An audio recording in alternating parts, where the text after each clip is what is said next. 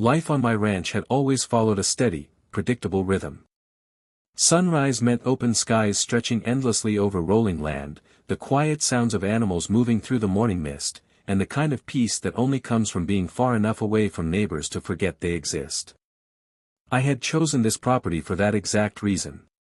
It was private, expansive, and clearly defined by old survey lines that had been on record longer than most of the nearby houses had existed. The ranch wasn't just land to me.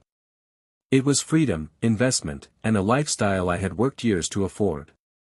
That calm began to crack the moment a new housing development appeared along the far edge of my property. What had once been empty land turned into rows of identical houses, manicured lawns, and decorative mailboxes lined up like soldiers. With the development came something I had successfully avoided for most of my life, a homeowners association. At first, I didn't give it much thought. My ranch was older than the subdivision, zoned differently, and legally separate. I assumed the HOA would stay within its neat little boundaries.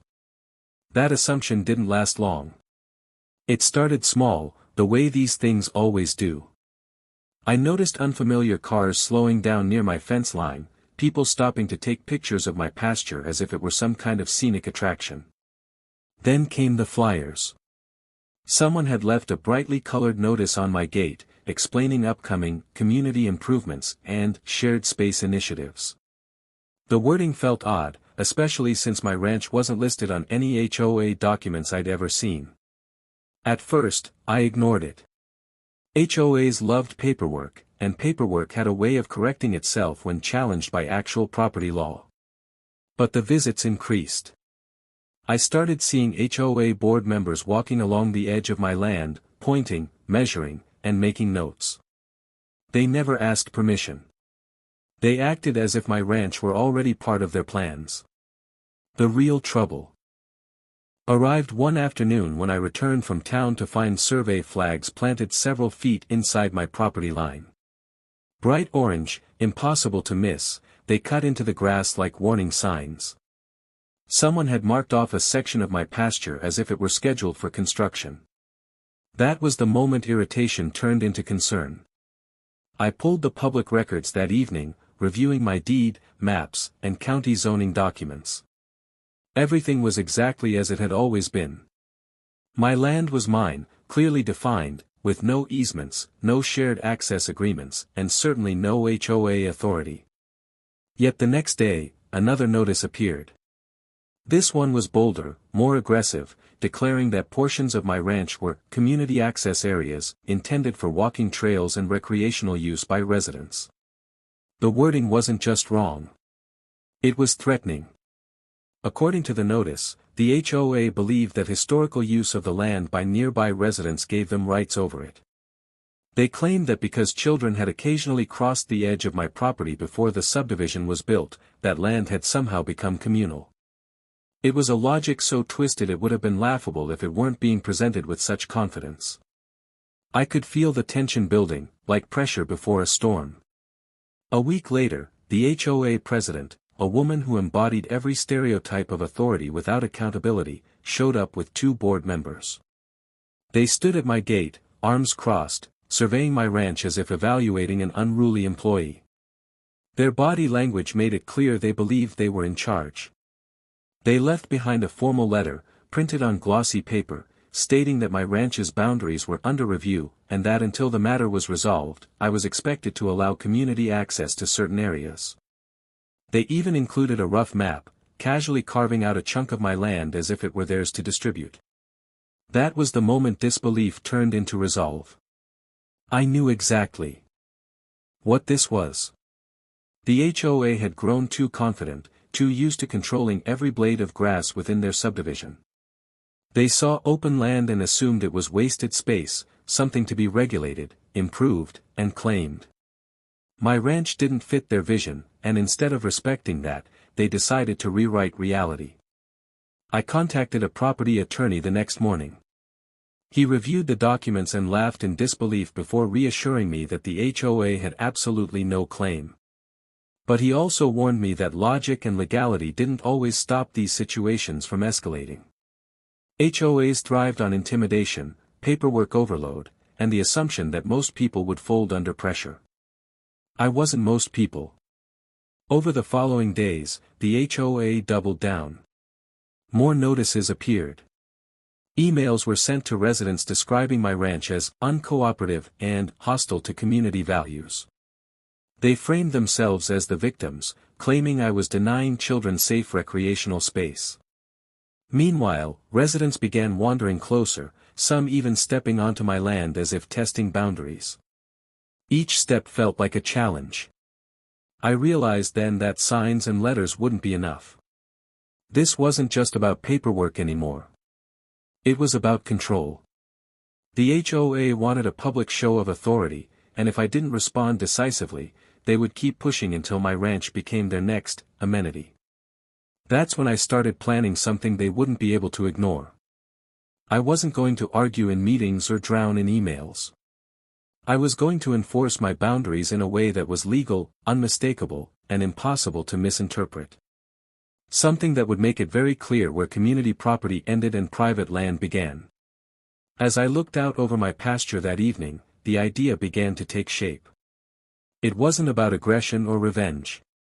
It was about clarity. A solution rooted in practicality, one that ranchers had relied on for generations. Simple, effective, and fully within my rights. The HOA had declared war over imaginary lines on a map.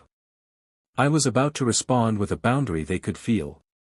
And that decision marked the beginning of a conflict that would shake their authority to its core. Once the decision was made, everything moved quickly. I wasn't interested in dramatic confrontations or endless paperwork battles. I wanted something clear, legal, and final. The kind of response that didn't require explanations or debates. Boundaries had been ignored long enough, and it was time to make them impossible to misunderstand. I contacted a licensed fencing contractor who specialized in agricultural land. Within a day, he was walking the perimeter with official survey documents in hand. Every marker matched my deed perfectly. There was no confusion, no gray area, and definitely no community space hiding between the lines. What the HOA had been claiming simply didn't exist. The plan was straightforward, a properly installed electric fence along the exact property line. Not some wild, dangerous setup, but a standard ranch-grade fence designed to keep livestock in and trespassers out. Fully compliant with county regulations. Clearly marked. Professionally installed. The kind of fence that had been used on ranches long before HOAs ever existed. The installation began early the next morning. Posts went into the ground with methodical precision. Bright warning signs were placed at regular intervals, clearly stating that the fence was electrified. By midday, the structure was visible from the subdivision. A clean, unmistakable line separating my ranch from their carefully planned neighborhood. That visibility triggered immediate chaos. Residents gathered near the fence line, pointing and whispering as if witnessing a scandal. Phones came out. Photos were taken. Messages spread through HOA group chats faster than wildfire. By the end of the day, I had already received 3 notices from the HOA, each more frantic than the last. They accused me of creating a hazardous environment. They claimed the fence was intimidating, unnecessary, and emotionally distressing to residents. One notice even suggested that the fence violated the community's aesthetic standards, as if their standards applied beyond their own borders. The irony was thick. The HOA president made another appearance, this time with a different energy. Gone was the smug confidence. In its place was visible anger, masked poorly behind formal language. She paced along the fence line, stopping short of touching it, clearly aware of the warning signs. From her perspective, the fence wasn't just metal and wire. It was a public declaration that their authority ended here. Over the next few days, the HOA escalated their tactics. They sent certified letters threatening fines for unauthorized construction. They cited bylaws that didn't apply to me. They even attempted to schedule a mandatory compliance hearing, listing my name as if I were one of their members. I ignored every single one. Instead, I focused on documentation. I recorded videos of residents approaching the fence. I saved copies of every letter and email. I took photos showing the clear signage and professional installation. I contacted the county to confirm compliance and received written confirmation that the fence met all legal requirements. The HOA, meanwhile, was unraveling. Some residents began questioning the board's actions. The narrative that my ranch was community property started to crack under scrutiny. A few homeowners pulled public records and discovered the truth for themselves. Others complained that the HOA was wasting dues on a fight they couldn't win. That internal dissent only fueled the board's desperation. One afternoon, I woke up to find temporary caution tape strung across part of my fence. The HOA had placed it there overnight, attempting to imply that the area was unsafe or under investigation. It was a weak move, but also a telling one. They were trying to regain control of the narrative by altering my property without permission. That was the final straw. I removed the tape immediately and added additional signage, this time including no trespassing notices backed by county code references. I also installed a small camera system facing the fence line.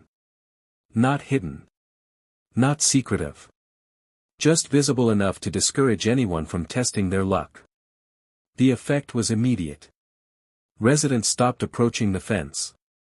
The curious crowd disappeared. The HOA's letters slowed, then stopped altogether. What replaced them was silence, the kind that signals regrouping rather than surrender. Behind the scenes, the board was scrambling. Their claims had been exposed as baseless, their authority challenged in a way they couldn't easily spin. The electric fence had done exactly what I intended. It forced the issue out of the realm of opinion and into reality. You couldn't argue with a boundary you could see. Then came the lawsuit threat. A formal notice arrived accusing me of interfering with community enjoyment, reducing property values, and creating an unsafe environment for children. It was full of dramatic language and vague accusations, carefully avoiding any mention of actual property law. My attorney reviewed it and smiled. The HOA had made a critical mistake. By escalating to legal threats, they opened themselves up to scrutiny. Discovery would expose their fabricated claims, internal communications, and misuse of funds. Everything they had done in private would suddenly be visible. I authorized my attorney to respond.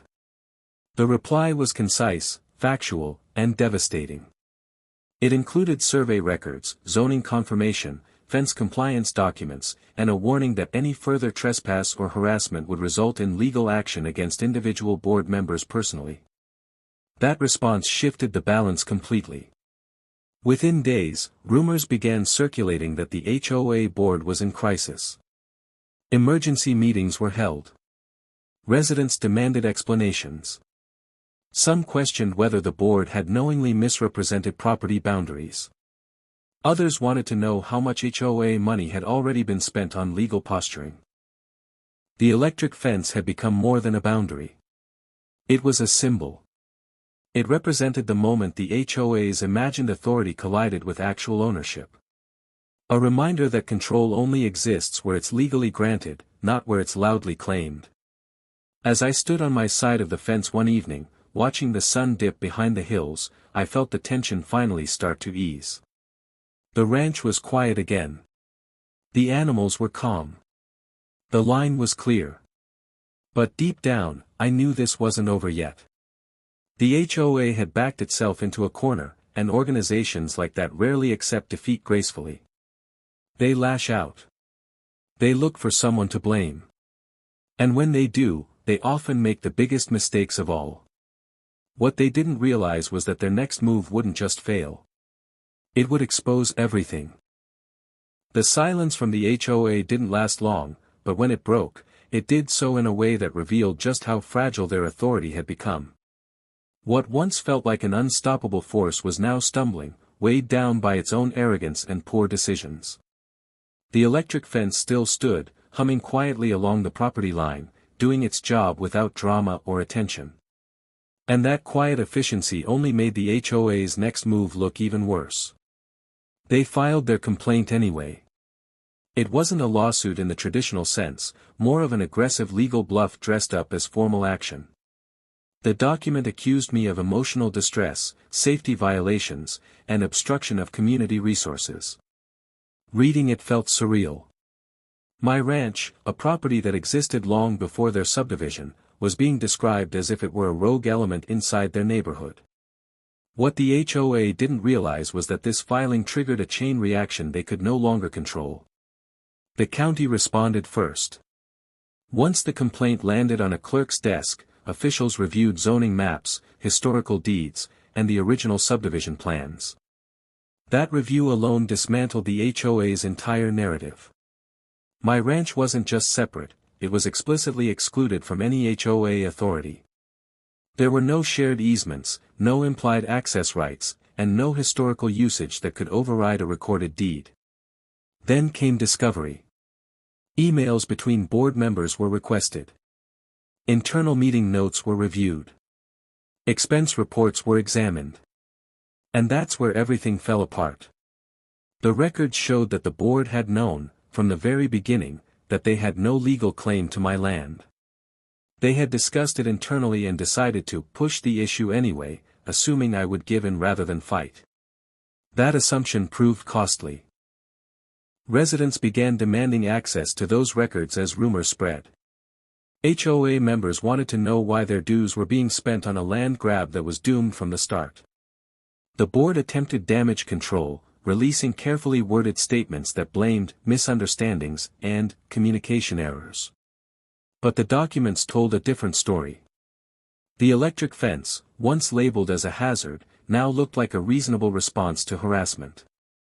A special HOA meeting was called, and this time attendance was overwhelming. Homeowners who had never shown up before were suddenly invested. Questions were raised about misuse of funds, misrepresentation, and personal liability. The board members who had once strutted along my fence line now sat under scrutiny. Resignations followed quickly. First one board member stepped down, citing personal reasons. Then another followed within days. The HOA president held on the longest, but her position had become impossible to defend. The authority she once wielded so confidently had evaporated, replaced by skepticism and anger from the very community she claimed to represent. With the board in collapse, the complaint against me was quietly withdrawn. No apology was issued. No admission of wrongdoing was made publicly. But the message was clear. They were done. The fence stayed. The threat stopped. The letters never came again. In the aftermath, the HOA underwent a complete restructuring. New board members were elected on promises of transparency and restraint. Their first official act was issuing a formal statement clarifying that my ranch was private property and had never been part of the community. It was a small paragraph buried in a long newsletter, but it carried the weight of finality. For me, the ranch returned to its natural rhythm. The land was peaceful again. The animals adjusted quickly, as if the chaos had never happened. The fence became just another feature of the property, blending into the landscape. Unremarkable and effective. Occasionally, I'd see residents walking along their side of it, keeping a respectful distance. The boundary had been learned. What stayed with me most wasn't the victory, but the lesson. HOAs thrive on assumptions. They rely on people not knowing their rights, not wanting conflict, or not having the energy to push back. The moment those assumptions are challenged with facts, documentation, and firm boundaries, the illusion of power cracks. Sometimes, all it takes is a line in the ground. The electric fence was never about shock or spectacle. It was about clarity. It said what words and letters could not. It defined ownership in a way that couldn't be debated or reinterpreted. And in doing so, it exposed the HOA for what it had become, an organization that overreached until it collapsed under its own weight. As the sun set over the ranch one final time on that chapter of my life, the land felt truly mine again. Not just legally, but emotionally. The peace I had moved there for had returned, stronger than before. The HOA learned a lesson they would never forget. And my ranch stood as proof that boundaries, when enforced properly, don't just protect land. They protect freedom.